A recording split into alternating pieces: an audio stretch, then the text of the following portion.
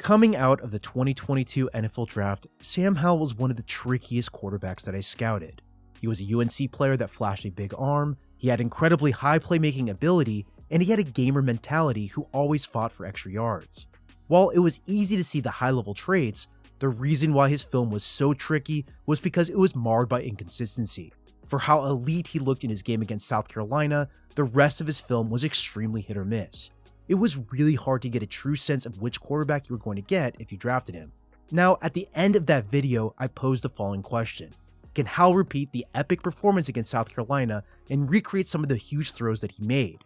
The funny thing is that against the Dallas Cowboys in Week 18, Howell did a lot of what I liked from that game, and he showed why I was willing to take him at the end of the second round. In this video, we're going to break down that performance so I can show you what I mean. Before we begin though, if you can do me a huge favor and like and subscribe to my channel, I would greatly appreciate it. So anyways, to start this video, I'm going to begin with this horrible, ugly interception in the red zone. This was objectively his worst play from this game. This happened in the second quarter. The Commanders ran play action at a shotgun. Howell had two players in the backfield, and they were running a high-low concept featuring a deep crossing route and a few underneath options for a quick pass. The hope with a play like this one is that the underneath routes will isolate the deep crosser in the back of the end zone. If the opposite occurs where the deep crosser is covered, then Howell should move on and dump the ball to his tight end or to Terry McLaurin running a pivot route near the sideline. What makes this play so bad is that Howell stared down his receiver and shifted right into the path of his left tackle as he was getting blown backwards.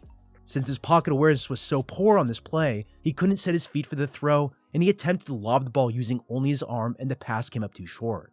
The other problem is the obvious. Howell completely missed the underneath lurking defender. I would hope that if he saw that player that ended up getting the pick, that he wouldn't have thrown the ball to start with. This was a huge blunder, and I put it entirely on him. Now, the reason why I started this breakdown with his worst play from the game was because outside of this admittedly extra ugly interception, the rest of his film was actually quite good. Outside of two inaccurate throws, one too high and one too far outside, there really wasn't anything else that I didn't really like from this game.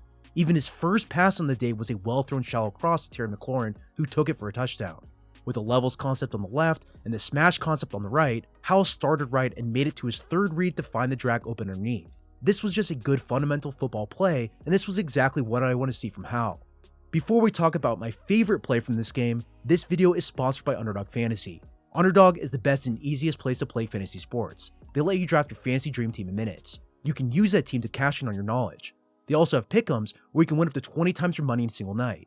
You pick between 2 and 5 players, and these entries make boring games so much more fun.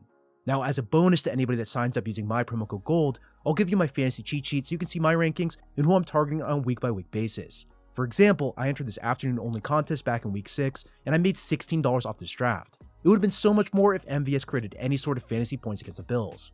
While that was frustrating to say the least, I drafted another team in week 7 using my rankings, and I made $10 off this entry in this beginner double up. Go ahead and sign up using my promo code GOLD, and along with my fantasy cheat sheets, Underdog will double your first deposit up to $100 in bonus cash when you make a deposit of $10 or more. Deposit $100 and get $100 free. Back to the breakdown, I want to jump to one of my favorite plays from this game. This happened in the second quarter. It was the 3rd and 4. The Commanders line up in a 3-by-1 alignment on a shotgun. The Cowboys had 2 safeties deep. With the safety split over the middle, the dig route from the tight end is perfect to attack the middle of the field open defense. Meanwhile, on the backside, the Cowboys have a cornerback in man coverage by the sideline. What I love about this play is how quickly Howell recognized the pressure. How he immediately reacted to duck outside the pocket and see the open field was awesome. This was a 3rd down, so getting beyond the sticks was crucial. Howell put himself in a good situation to be flexible and even slid at the end to protect himself from getting hit. Now, putting the team on his back like he did in this play was something he did a lot back during his time at UNC. One of my negatives actually was that he had a tendency to play hero ball too much in order to keep his team on the field. He took some monster sacks doing that, and he always seemed to get hit at the end of every play. I really want him to slide, and one of my big worries with him coming out of college was whether or not he could stay in the structure of an NFL offense. Could he make the timing and anticipatory throws that the NFL requires?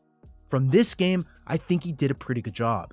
On his quick game concepts and throws that he had to get it out immediately after finishing a 3 or 5 step drop, Howell did a really nice job. Those throws were mostly accurate, and they gave his receivers a chance to make a play afterwards. Then you combine that with his plus ability to scramble, along with his big arm, and these traits add up to a player that has a lot of potential. Speaking of concepts, this game was a relatively simple game plan when you look at the play calls that Washington made. It was a mixture of quick game concepts on early downs, I saw some boot play action that split the field in half, and I saw some basic concepts like 3 verts, which is a play design that Howell obviously knew well from his days at UNC. Basically, the goal of this outing was just to focus on execution, and when the play broke down, it gave Howell the freedom to make a play. Now, to be fair, I don't think Dallas really schemed that difficult of a defense when it comes to some of their play calls. They only blitzed 16% of Howell's dropbacks, and they kept their defensive coverages pretty vanilla. I didn't really see any disguised pressures or rolling safeties that truly hid their intention before the play began. Part of that I'm sure had to do with them entering the playoffs the very next week. They likely didn't want to give anything away to a future opponent. With that being said though, I thought Howell did a pretty good job overall. I gave him a B grade for his performance. He excelled at all the things that I saw from him in college, like his big arm to throw down the field, he flashed that same playmaking ability using his legs, and he had that gamer mentality, and that definitely came through. There are definitely things that I think he needs to work on. That ugly interception is pretty much proof of that. I also don't think the Cowboys really tested him with any advanced schemes. That'll likely come the next time these two face. Now, the question I posed from the video title was whether or not Howell should be the starting quarterback going forward. While I was impressed by his debut, a one-game sample size against a vanilla defense doesn't exactly make me want to jump up and down and claim that Washington has a franchise quarterback. I say this even though I really do like Howell and I want to see more. At the very best, my hope is that the team brings in a veteran quarterback for cheap, i.e. they don't trade assets to acquire him, and Howell is allowed to compete.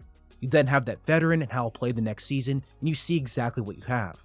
If Howell crushes it, you have your franchise quarterback. And if he doesn't, Washington will likely be bad enough so they're in position to take one of the star quarterbacks coming out in the 2023 NFL Draft. I do also want to say that I don't think Howell's performance stops them from taking a quarterback in this year's draft either. If one of the top guys falls to them at 16, or if they fall in love with the quarterback and want to trade up, I don't think Howell stops them from doing that. Washington still needs a definite answer going forward, and they need to evaluate the situation as it comes. Well, that's all I have for you. I really hope you enjoyed this video. If you want to support the channel directly, feel free to follow the link to my Patreon account below. Also, you can find me on Twitter at SamuelRGold.